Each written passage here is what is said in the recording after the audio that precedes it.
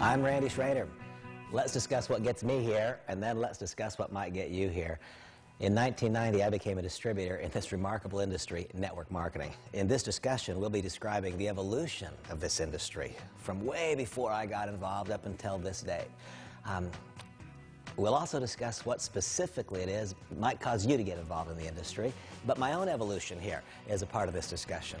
In February of 1990, I became a distributor in the industry, and I stayed one clear up until August of 2009. In August of 2008, I was so lucky to get involved with a company called Monavie. And the next 12 months, the next 52 weeks were the most productive, the most enjoyable, the most remarkable of a career. A career which produced in excess of $25 million in earnings. A career that resulted in me and my family having a life experience that I could never have guessed would be possible. But then, at the end of 2009, or towards the end of 2009, my friend Dallin Larson asked me if I would contemplate an evolution of my own. He said, "Randy, would you be willing to give up your distributorship so that all international distributors in Monavie could benefit from your life experience?" And while it wasn't an easy decision, I made the decision that I would do so, and I'm hoping so much that decision winds up accruing to your benefit specifically. So who am I? I am Randy Schrader. What is my official role and capacity? I am the International Distributor Ambassador of Monavie. What does that mean? It means that I'm in direct partnership with you if you're involved with this great company, or I will be in direct partnership with you if you make a decision to become involved. That's what gets me here. What gets you here? I can imagine a couple of things that may result in your being here. You might be a distributor of Monavie, anxiously engaged in the business, and as part of Step 5 in our business building practice, you are learning about the industry. Step 5 is to build belief. Build belief in what? The network marketing industry, in Monavie, and in yourself. Perhaps that's what gets you here. Or you may be one who's just looking at our business. If you're one who's just looking at our business, this is so critically important. I can imagine the environment. Not too long ago, you were at a business presentation, and the presenter said something like this: "Is there anyone in the room who doubts the validity of the network marketing industry? Is there anybody here who just really wonders if this is a legitimate way of doing business?" And you're the person who raised their hand. And then someone said, "You need to learn about the evolution of network marketing." And so here we are. You know, it's an amazing business. It started clear back in 1903, the same year as Harley-Davidson motorcycles, by the way. And when it began, it was a company called Watkins. Watkins Products, Watkins Vanilla, Cinnamon, and Spices. Some of you who are my age or older, if there are any such people, some of you who are my age or older, you probably recall on your mom's kitchen counter, or maybe on your grandmother's, maybe still today, Watkins Vanilla, Cinnamon, and Spices. That was the first company ever that made it possible for individual entrepreneurs to buy a product at wholesale and sell it at retail, direct selling, but then to take one more step, to not just buy it wholesale and sell it at retail, but to extend that opportunity to others, to be able to recruit and enroll other people. It's been going on since 1903. Between 1903 and 1942, not that much exciting happened in the industry. A group of direct selling companies came along. There was no technology to speak of that could be applied to the industry. There were no large incomes being generated, but the industry was born in 1903. By 1909, one of the evidences of ongoing fact occurred, that being the first copy of a company. W.T. Raleigh, without question, was the copy of a company. A copy of what company? Of Watkins Corporation. As we study and discuss our industry, we'll see that part of the continuing evolution has been a company copying another's idea and trying to improve upon that idea, sometimes succeeding in that attempt and sometimes not succeeding in that attempt. By the way, an interesting inclusion in this thought, at least interesting for me, as my own introduction to the industry. The very first direct selling and then network marketing company ever was Watkins Corporation. In 1982, I sold a business that I owned to Watkins, and I wound up being inside, not a distributor, but I wound up being inside on the management team of that company. And what an amazing experience it was for me to observe a network marketing company that had been around literally for decades, for generations. I met people whose fathers and grandfathers had become involved. They were continuing to earn significant incomes, ongoing, recurring income. That is the hallmark of a properly constructed network marketing company. At any rate, it all began in 1903. The next real significant occurrence was clear up in 1942. In 1942, a company was born that was called California Vitamins. California Vitamins was significant to the continued evolution of our industry for a variety of reasons. In California Vitamins, one could not only buy products from the company and sell them to others, you could recruit other people to do so to a degree on your behalf and get paid on 2 generations of depth. It was the first multi-level marketing company. It's an interesting industry, this network marketing or multi-level marketing. It's an industry that has created wealth for so many. It's an industry, however, that has this curious feature. This industry of network marketing has an ability to provoke feelings of insecurity among even the most secure people. If I ask a doctor what he does for a living, with pride he says, I am a doctor. Why? Because it feels good to be one. Society has decided in advance what it means to be a doctor. If I meet someone who's an attorney, they tell me, I am an attorney, and they say so with pride. I'm not sure why about that one. I joke, my son's an attorney, but society's decided that that's a good thing. It means a lot to be an attorney. When a person says, I'm engaged in the network marketing industry, quite often they say so with a level of insecurity. A curious industry, an ability to provoke feelings of insecurity among even the most secure. I hope that you are one of those people who can, with me, look anyone in the eye, candidate, new organization member, family member, and say the fundamental principles which govern network marketing are superior to those which govern conventional business. I'm hoping that this evolution of network marketing helps get you started across that bridge. Well, it all started in 1903 with Watkins Products. Watkins Products paved the way for a company called California Vitamins. In 1949, California Vitamins changed its name to Nutrilite, and there were 2 people of significance who joined the business that year. Those people were Rich DeVos and Jay Van Andel, and they became significantly successful Nutrilite distributors. In 1959, they chose to leave Nutrilite and start their own company. The company they started was called the Amway Corporation. Amway truly began an acceleration of this evolution of network marketing. Amway was the first company to pay 3 generations deep instead of just 2. Nutrilite was the first multi-level marketing company. They paid 2 generations deep. Previously it was called California Vitamins. Now comes the Amway Corporation. They paid 3 generations deep. Well, in 1959, Amway was born. And between 1959 and 1972, that company enjoyed literally unrestricted growth. By 1972, the Amway Corporation was doing $600 million in annual sales. Contemplate that, $600 million in 1972 from zero, from nothing, from a spark in the eye of Rich DeVos and Jay Van Andel in 1959. Unrestricted growth.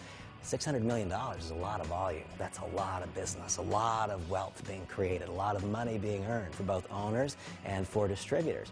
And you know, whenever great success occurs, we can be assured that imitators will come along. Between 1972 and 1975, there was a massive proliferation of companies that entered the industry trying to mimic and mirror Amway's success. Some were legitimate, many were not, some were fraudulent. This huge proliferation of companies caused an overall industry review by the United States government in the form of the Federal Trade Commission. And Amway really bore the brunt of that investigation. They were the industry giant. They were the big one. They bore the brunt of the investigation. In 1975, the FTC actually filed a lawsuit against Amway, claimed that it was a pyramid, and tried to cause the company to cease operations.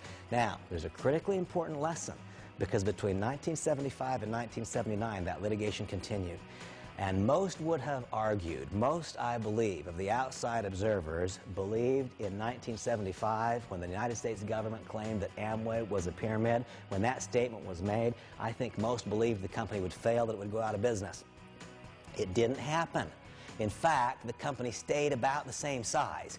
It didn't keep growing, but it didn't drop precipitously. How in the world could that be? How could that happen? Here was proven the value of a consuming base, of a product that matters to people. All of those people, they said, wow, Mike Wallace on 60 Minutes said that it's a pyramid. I don't know if that's true or if it's false, but what I do know is that I'm enjoying the product. What I do know is that SA8 does what it's supposed to do. What I do know is the company keeps sending my check, and it arrives every month, and it clears the bank. So I'm not sure if what the government says is right or if it's wrong, but I'm just going to keep right on using the product. Here was one of the key lessons.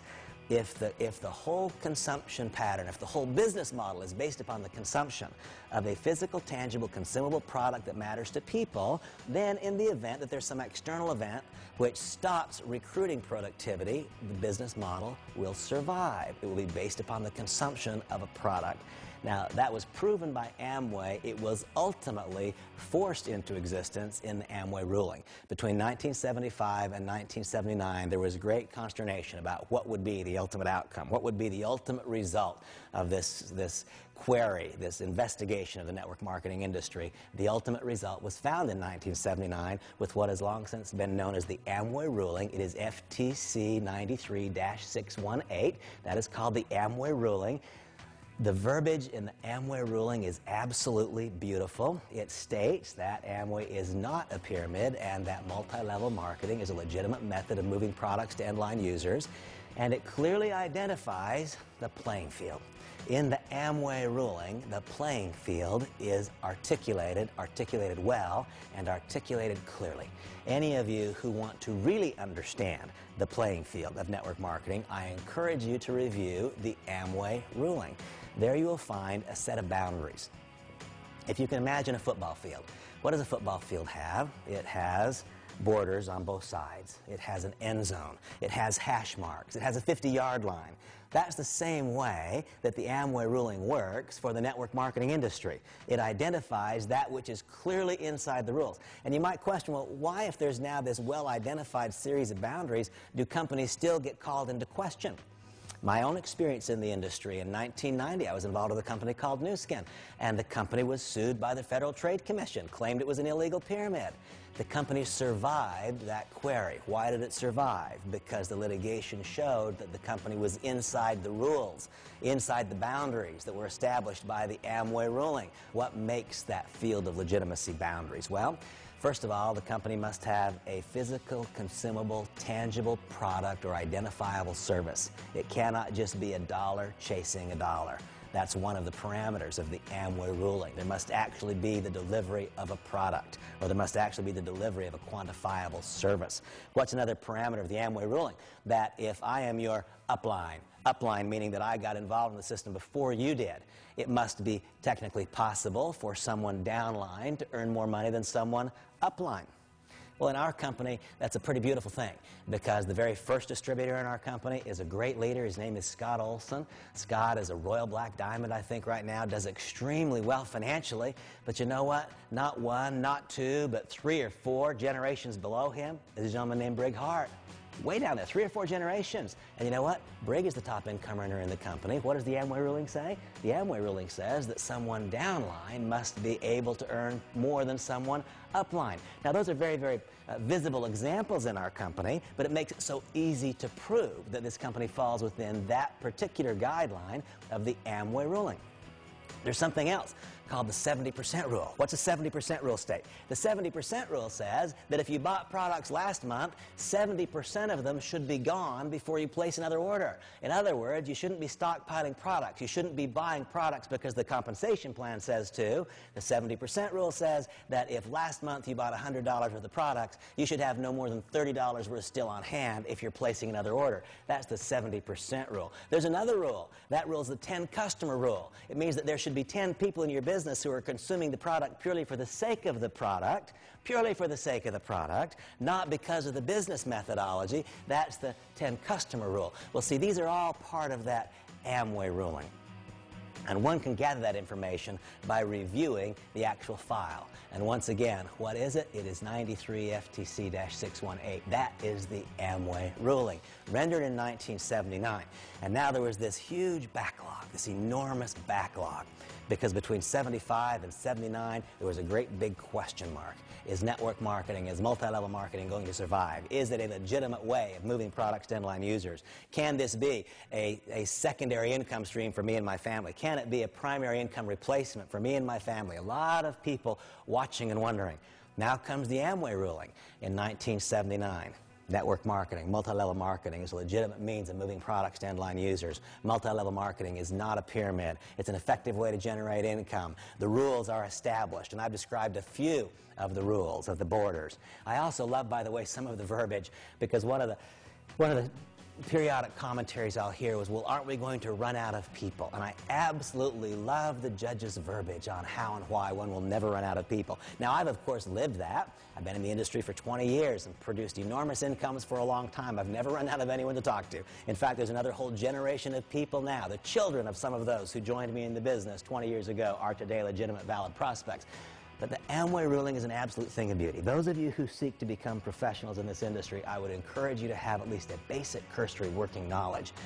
When you have that basic cursory knowledge of the Amway ruling, you will then understand why this industry has grown as dramatically as it has in the ensuing years. You will understand why some companies still get called into question. You'll understand why some companies fail the test, and you'll understand why some companies pass that test. Most importantly for me, and I hope for you, you will understand how and why Monavie is so completely secure. It's because not only are we inside the boundaries of the Amway ruling, but we don't push the borders.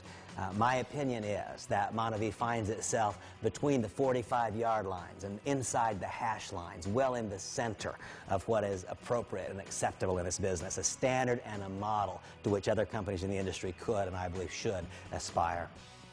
Well, in 1979, the Amway ruling, the playing field is now well established and identified.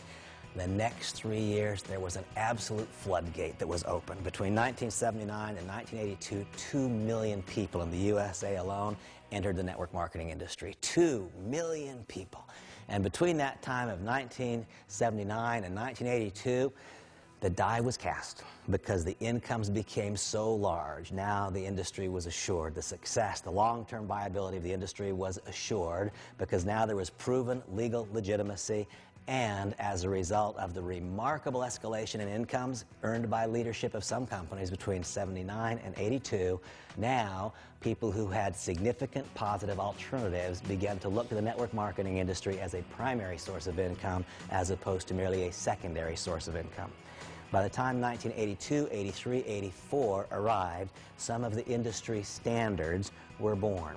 In that period of time, companies that have forever changed the network marketing industry came into being. During that period of time was born Herbalife. Now, I have long been an advocate for the entire industry. I believe that network marketing is good. I think that there's a big difference in being a good company and being a good opportunity. I think there are a lot of good companies in this network marketing industry.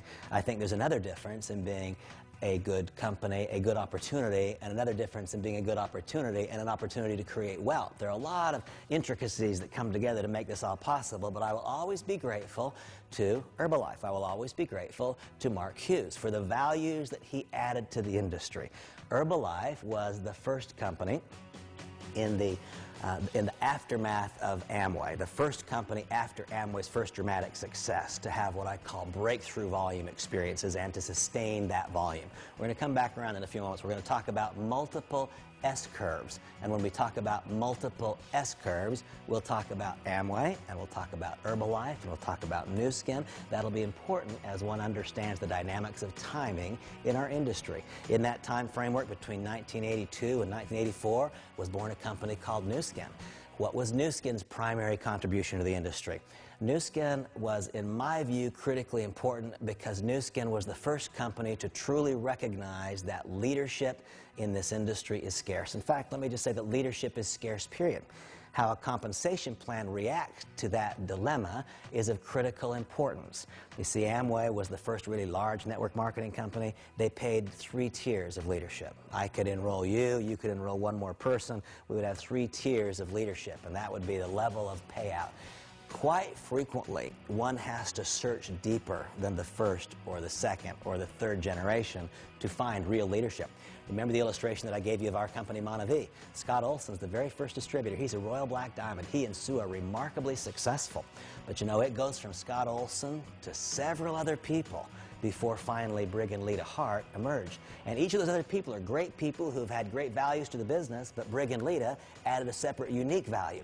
You see, if the compensation plan had only paid 2 generations deep, if it had only paid 3 generations deep, who knows if Brig and Lita would ever have been found? Who knows if that leadership would have searched deep enough to arrive at them? What's the primary value, or at least one of the significant primary values that Nu Skin added to the equation? They were the first compensation plan to pay in 6 levels levels of depth. And in paying in 6 levels of depth, what were they really saying? They were really saying, we understand leadership is scarce, and we'll understand you're going to have to work pretty deep in the organization in order to find that quality of leadership that will hold things together.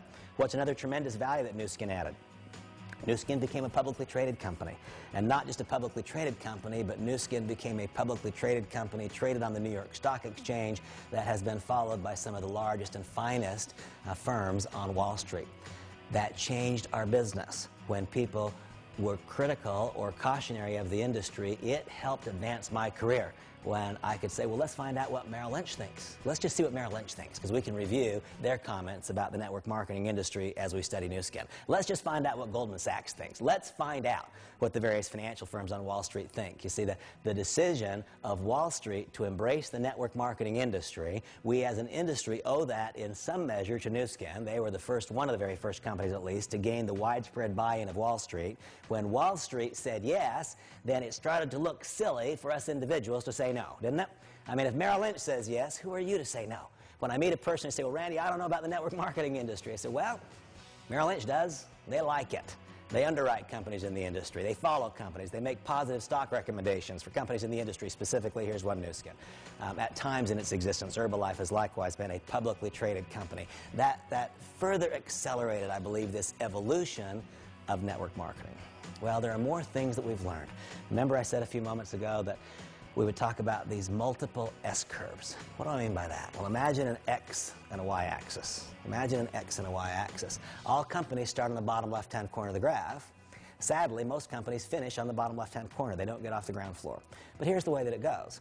If a company's product or service or opportunity ever stops being obscure and starts to become popularized, there will then follow a period of profound and dramatic growth. Now, that's not just true in the network marketing industry. That is typical in business. It starts on the bottom left-hand corner. Most don't get off the ground floor.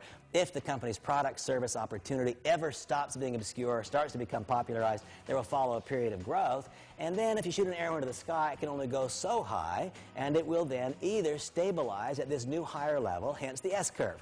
Like this, it will stabilize at this new higher level, or if there's no real fundamental value, then it will roll back down the bell curve as opposed to an S-curve. It's critically important to note that there have been multiple companies in this network marketing industry that have evidenced abilities to have multiple S-curves. Why is that important? If that's not evident, then timing becomes everything. Then if you're not first, you don't really have an opportunity. Then one has to wonder, should I get involved? Because if it's only good because I'm first, then perhaps I shouldn't do it. And so let's go back and review the Amway story again. The company started in 1959, went through a period of unrestricted growth until 1972, reached a level of $600 million in sales. And then that growth was stopped. This is typical. Whenever a dramatic surge of growth goes on for a period of time, there will almost always be some external event that stops the growth. In this time, it was a very profound external event. That was the Amway litigation that stopped the growth. Now, very critical to point out, it did not roll down the backside of the curve. It did not become a bell curve. It sustained itself at the new higher level. How and why? Because all of those people said, I love the product, it works, it's reasonably priced, and the company's continuing to send me my checks, and they keep clearing the bank. That was the first S-curve, and it was fueled by what? A handful of consumer products and the great American dream of free enterprise. Then there's a period of stabilization 4 years long, during which the Amway litigation was argued. Finally, here comes the Amway decision, and that triggered the second S-curve. It was far more explosive than the first, as the company's sales shot straight up. They shot straight up to $2 billion in sales. This was the second S-curve. And the people that you are most familiar with, the names you're most familiar with as the largest earners in that company, were not there at the beginning. They weren't there at the genesis. They didn't participate in the first S-curve. They benefited from the second S-curve. It was larger than the first. It took the company from $600 million to $2 billion in annual sales, and it was fueled by what? Product line extension. You know what, though? Amway had a third S-curve, the most powerful of all. Took the company from $2 billion in sales clear up into the $9 and $10 billion range. And what was that about? That was about multinational expansion. Boy, that's a critically important thought as we now look at where we find this company, Monavie, a company that has had one unbelievable, remarkable season of growth in the United States, but which now which now embarks upon, I promise you, the beginning of a second and far more powerful S-curve than the first, because this Montevideo juggernaut, which has set itself apart, become singular, unique, and distinct in the United States, is about to set itself apart in the world. That's about to happen. It's been proven before, but it's never been proven by a company with all the special dynamics of Montevideo. There are other companies that have experienced these multiple S-curves. And by the way, why is this important? Why is it important? It's important because I want you to know that I know that you can make a career decision to be involved with Montevideo. This can be what you do. This can be the once and forever, the all-time. This can be from now until the end of your career. This can be from now until the end of your life, and it can be passed on to your family members. Why? Because multiple S-curves can't exist. Montevideo is about to enter a second S-curve of profound importance. Who else has had multiple S-curves? Well, Nu Skin has had multiple S-curves. The first one, profound growth in the United States. The second S-curve in Nu Skin's case was what? It was divisional diversification, as they went from being Nu Skin alone to being Nu Skin and another division. Big Planet provoked a second S-curve. ID and Pharmaceuticals provoked another S-curve. And then multinational expansion provoked another S-curve. Herbalife has had multiple S-curves. Sunrider has had multiple S-curves. In this evolution of network marketing, what have we learned? We have learned that though a company goes through a profound and dramatic season of growth, that need not imply that it's over once and for all. That, in fact, can suggest and has suggested in the very best and the finest that it's setting the stage for a bigger, more dramatic season of growth to come, and history has suggested that the largest incomes are provoked by those who arrive for S-curve 2 or for S-curve 3. History has proven and evidenced this. There's some other very, very important things that we can learn by studying the history of our industry. I have been and remain a student of this industry of network marketing. I believe that there is no reason to make a mistake. There's a big enough model. Now, we will know for sure what tomorrow has in store for us when tomorrow comes. But I believe that the best way to accurately predict the future is to carefully and critically study the past. There are a few things that we know. One thing we know is that if the product or service has downward price pressure, there can be no compensation plan stability. I'd like to teach you for a moment, speak with you for a moment about the lessons of XL telecommunication. XL telecommunication experienced a period of unbelievable success in the 90s. Sales just absolutely skyrocketed based on telecommunication, a technology service, a telephone service. Its success came at a time when we all as a society were used to spending 35, 40, 45, even 50 cents a minute for long-distance telephone service. The compensation plan was constructed around the idea that we would spend 35, 40, 45 cents per minute for long-distance phone service. Well, tell me, does anyone reviewing this material spend 35 cents a minute on phone service now? Of course not. When we stopped spending 50 cents a minute and started spending 25 cents a minute, the entire compensation plan had to be reconstructed and reconfigured. This is one thing that's long since been proven in network marketing. Instability in the compensation plan creates insecurity among the distributor force. Insecurity among the distributor force guarantees an absolute lack or stop, a cessation of productivity. And so what were the lessons? Let's learn the lessons of the past. XL Telecommunication went through a period of unbelievable, stunning, dramatic growth. It was exciting. It was fun to watch, and for those who were in it, it was fun to be a part of it. But then, long-distance phone service prices began to spiral downward. And when those prices went down, the compensation plan had to be reconstructed. The compensation plan was reconstructed. Many people left the business. They were disillusioned. They were concerned. They were confused. Now, pricing was reestablished at about 20 cents a minute. Well, let me ask you this. How many of you are spending 20 cents a minute for long-distance service? Nobody. Absolutely nobody. And so when the prices went down to 6 cents a minute, the compensation plan had to be completely reconstructed again. And when the compensation plan was reconfigured, then what took place? Once again, a lack of belief, and ultimately the company fell into absolute total turmoil and disrepair and failed. What is the lesson? The lesson is that if it's a technology issue, the price will go down. The price of any technology issue always goes down. When the price goes down, the compensation plan has to be reconstructed. When the compensation plan has to be reconstructed, the distributor force is decimated.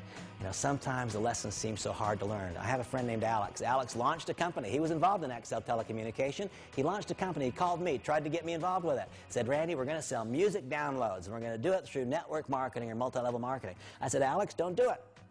Don't do it, because the price of those downloads will only go down. It will not go up. And when it goes down, you're not going to be able to fund the compensation plan. You'll have to reconfigure. And I said, because there is no usage, there's not enough usage on the back end, you're going to have to be receiving income on the front end from your internet portal, and you're going to come to grief. See, there are no new mistakes in network marketing. There are new people making old mistakes and old people making old mistakes, and sure enough, that sadly came to be. Well, what are the lessons? The lessons are that in order for us to confidently enter the arena with the anticipation of long-term success, it must be predicated, the business model itself must be predicated on the consumption of a physical, tangible, consumable item. This is what the industry has shown. If there is a product which has the capacity to change the way that a person looks, change the way they feel about themselves, or in a meaningful, a measurable, not simply anecdotal way improve their health, then there is a fundamental value that will survive a challenge. And here's what I have learned. I have learned that the price of health-related products and the price of appearance-related products is always pushed up by the conventional business enterprise. Ask yourself this question. If you happen to be a woman and you're reviewing this, when did you last see Marcella Borghese, Estee Lauder, Clinique lower their prices? Never. Personal appearance product prices go up. That's why companies like Nu Skin, skincare products, Sunrider, personal care products, that's why they're able to have stable compensation plans, because there is an outside the network marketing industry support for those pricing models. When did you ever see the price of healthcare go down? Ever? Did you ever see the price of healthcare go down? No. That's why companies in the nutritional supplement industry, in preventive healthcare, in natural healthcare, in supplementation, that's why those compensation plans can be stable, because there's not a downward price pressure.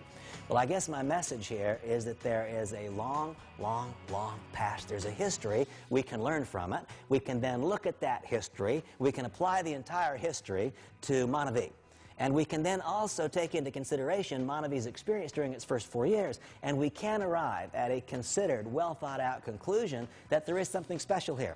Let's learn a lesson from NSA, National Safety Associates, a remarkable company. One of those companies that entered the industry in the 1980s, has impacted the industry in a significant way. NSA taught us this very important lesson. They taught that the product must be consumable. Let me ask you this question. How many water filters did you buy last month? Well, probably none, but if you did buy one last month, how many more would you want to buy this month? The answer clearly and obviously is none. Let me ask you another question. Did you buy a bottle of juice last month? Any kind of juice?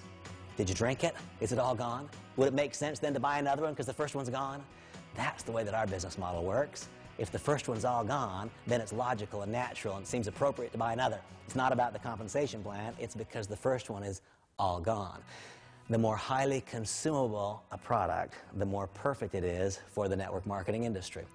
Well, we can look at this history of network marketing and we can contemplate the evolution in a few ways. We can contemplate the fact that there is now a playing field, and we know specifically and exactly what the rules are. We can look at this evolution in light of the fact that the industry has existed since 1903 and has existed in earnest since 1959. We can look at the evolution of the industry in the respect that there have now been a host of companies that have existed for 20 years and beyond. See, the industry is no longer in question. That's what I want you to understand. 20 years ago, when I got involved, the industry itself was, to a degree, still in question. There were only a couple of companies that had existed for 10 or 15 years. Very few. Today, the industry itself is not in question. I don't believe that that's really public knowledge. I don't think people generally understand that. But the industry itself is not in question. Companies like Amway, Shackley, Herbalife, Melaleuca, Nu Skin, NSA, there are so many that have been around now since the early 80s that have done and continue to do hundreds of millions or even billions of dollars in annual revenue. The industry is simply no longer in question. The next thing we can identify is the fact that there have been multiple instances now of companies having a series of seasons of growth. There are not just flashpoints in time when a company has a fad period where it grows dramatically. A well-constructed, well-managed company that has the elements truly in place for success, these have shown an ability to have multiple S-curves. That's very important to me because I have a long-term one. This for me, by the way, in case you haven't asked me because you can't talk to me, but this for me is the culminating point of my career. I feel that I've worked my entire life to be prepared for this moment with Monavie. Here I find the absolute finest combination of factors that has ever existed, the best iteration of a network marketing company that has as yet been devised. And it's an extraordinary privilege for me to be associated with the company in this role. Well, we can look then at this evolution another way. We can look at the evolution and identify that it has been absolutely shown that companies that have technology-driven businesses will have thus far at least come to grief because the price of technology goes down, and when the price of technology goes down, the compensation plan has to be reconfigured. We can identify the fact that those companies that have had the greatest long-term success have been those where there has been external conventional business price pressure to the upside, thus allowing for compensation plan stability. We can identify the fact that the industry has now been embraced globally, where when I first got involved in the industry, it was almost exclusively a USA-based business. And we can learn further. We can learn even more from this evolution in network marketing because we can contemplate compensation plan design. When the industry was born, the industry allowed simply a buying and selling of product, direct selling, that then metamorphs.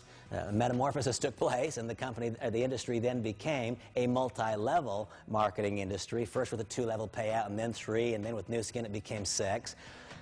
Compensation has itself evolved in dramatic fashion, with the realization that leadership is scarce. There's not enough leadership to go around. And the continued effort of the industry, of the best and brightest minds in the industry, has been to find ways to connect true leadership together. That's the fundamental task, is to connect true leadership together. I believe that the Monavie compensation plan is the best combination thus far.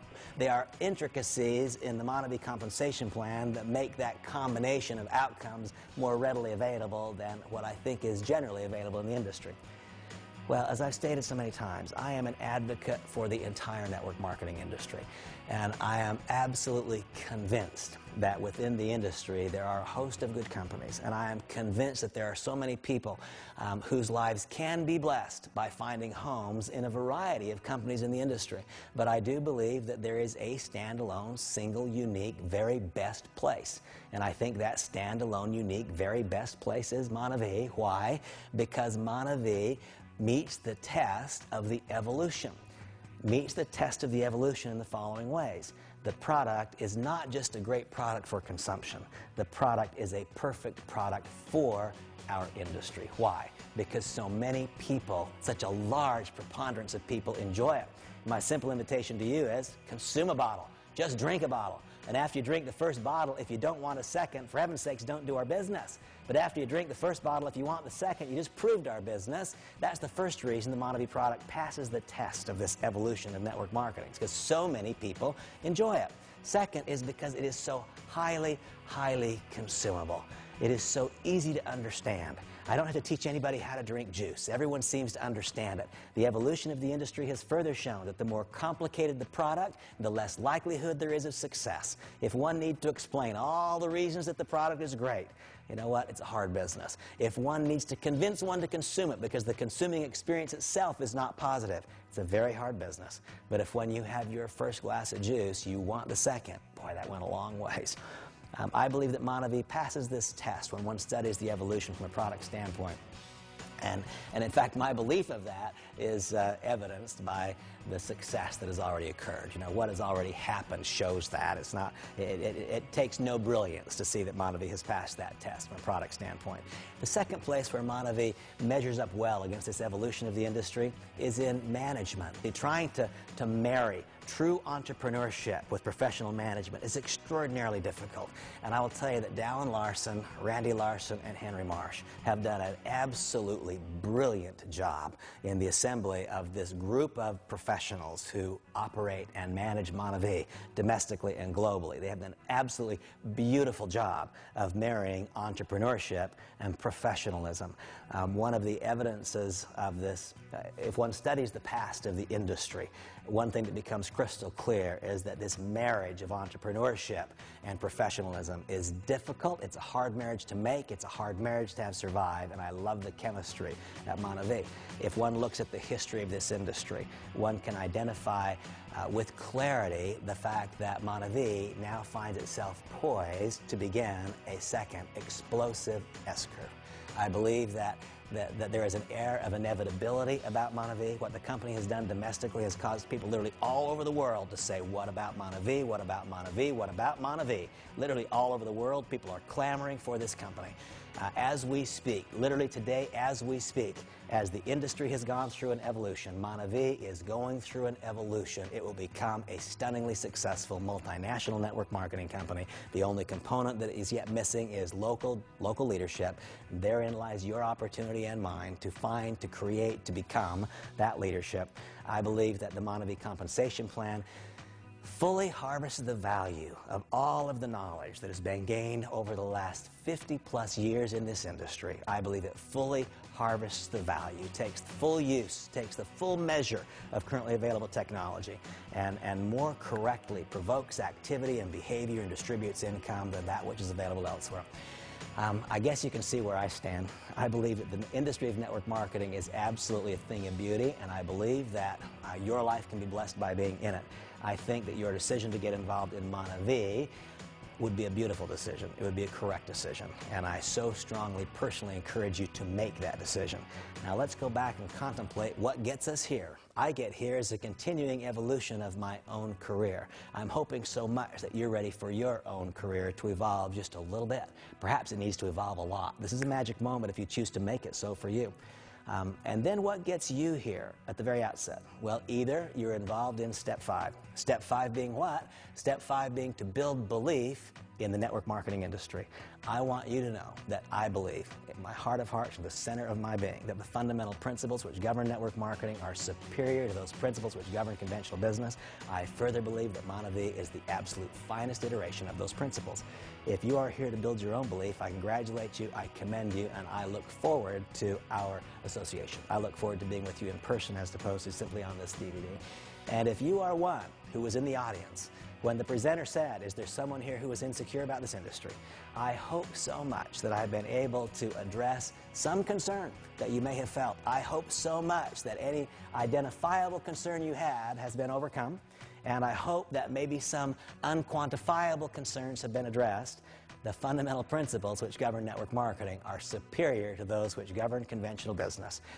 And I feel so fortunate and so blessed to have become a part of the industry 20 years ago. I feel so fortunate and so blessed to have become a part of Monavie in 2008. And I feel so fortunate and so blessed to have been asked to take on this new role of International Distributor Ambassador in 2009. And I hope that that combination of factors brings us into association. I wish you the very, very best.